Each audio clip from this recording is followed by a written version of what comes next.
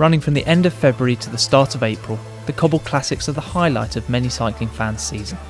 This 6-week melodrama sees some of the hardest riders in cycling battle it out over some of the sport's hardest roads, as the peloton crisscrosses Flanders and northeast France. The action starts with the double header of Omloop Het Nieuwsblad and Kuurne-Brussels-Kuurne on the 25th and 26th of February, before a couple of weeks break for Strade Bianche, Tirreno Adriatico and Paris-Nice, and Milan-San Remo. The Cobbles resume on the 22nd of March with Dwars door Vlaanderen. This is the first race of the season that sees the riders take on both the Oude Kwaremont and the Paterberg, but the lesser known Nokkerenberg, just 10 kilometres from the finish, might be more crucial. Jens Dubberscher is the defending champion, having won the 2016 race in a bunch sprint. However, such a finish is a rarity in this race, so we're more likely to see a smaller group battle it out. Just 2 days later, and the riders are at it again at E3 Harelbeke.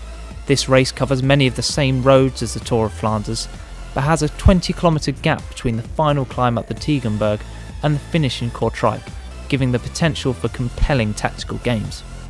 Team Sky have won here in the last 2 years thanks to Geraint Thomas and Michael Kwiatkowski, and should come to the 2017 race with plenty of options once again. The next race on the calendar is Ghent-Wevelgem, which sees the racing move slightly to the southwest and even making a few forays across the border into France. The highlight of this race is the Kemmelberg, but this comes nearly 45 kilometres from the finish line, meaning that there is more of a chance for the sprinters to get in on the act. A week after Ghent-Wevelgem comes the highlight of many cycling fans' seasons, the Tour of Flanders. Run over nearly 290 kilometres and taken in nearly 20 cobbled climbs, the race is one of the toughest on the calendar. The most important climbs on the route are the Oude Kwaremont and Paterberg, which are tackled 3 times and often provide the launching pad for vital attacks. Peter Sagan is the defending Flanders champion, taking victory in the 100th edition of the race last year by dispatching Sepp van Mark on the final climb before soloing to the finish. The good news for riders who fall short in Flanders is that there is a chance of redemption 7 days later at Paris-Roubaix. The Hell of the North might not have the climbing of the Tour of Flanders, but the cobbles are far more uneven, with riders fighting for the smoother line in the middle of the road, or risking a puncture by riding in the gutter.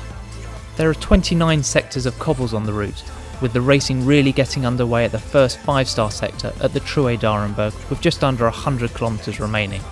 From there, the pavé is relentless, with more brutal sectors at Mons-en-Pévèle and the Carrefour de l'Arbre. Matthew Hayman was the unexpected race victor in 2016, lifting the cobblestone trophy in the iconic Roubaix velodrome, bringing the curtain down on probably the best 6 weeks of racing of the cycling year.